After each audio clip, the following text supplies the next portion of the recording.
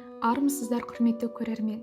Мен Юсупова Назым, сіздермен қайта қауышқаныма қуаныштымын. Тарих елдің өткенін ғана емес, оның рухын танытатын асыл қазына. Ал сол тарихта ел үшін аянбай тер төккен тау тұлғалардың бірі Жұмабек Тәшенов. Сол себепті бүгін мен балаға ақыл айтпа тұлға таныт атты кітап оқу байқауына қатыса отыра, Жұмабек және Жер майдан кітабынан алған әсеріммен бөліскім келеді.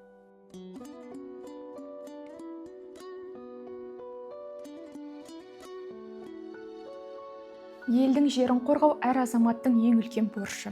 Ал Жұмабек Тәшенов өз өмірін халқының болашағы мен жерінің тұтастығын сақтауға арнаған тұлға екені кітаптан анық байқалады. Бұл кітапта мені ерекше әсерлендірген тарихи оқиғалар бар.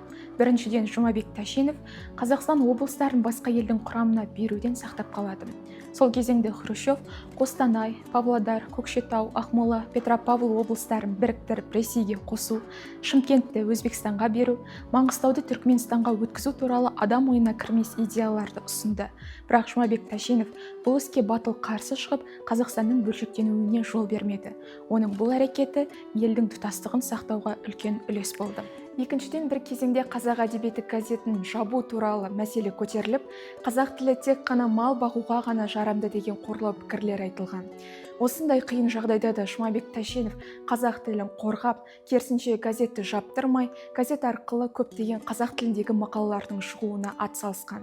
Оның бұл әрекеті қазақ тілге деген құрметін көрсетеді. Мен Жұмабек Тәшеновтен батылдық пен шыншылдықты үйрендім. Ол қиын жағдайда да өз елінің мүддесін қорғап, шындықты айтуға қорықпаған.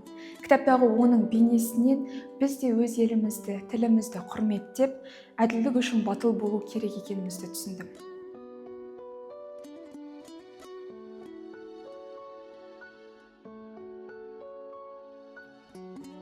Осы кітапты оқығаннан кейін мен үнемі өз ортамда Жұмабек Тәшеновтің еңбектері туралы айтып жүретін болдым.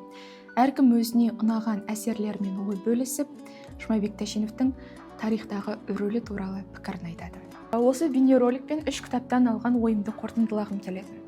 Осы жарыс арқылы Қаныш және ғылыми майдан, Өзбекәлі және мәдени майдан, Жұмабек және Жер майдан атты 3 кітаптан да мәліметтер үйрендім. Елге еңбек еткен тұлғалардың өмір жолын таныдым. Сонымен қатар, осы 3 кітаптан түйген ойларымды арнайы күнделікке жазып алып жүрмін. Өйткені ол болашақта маған сабақ болады деп ойлаймын.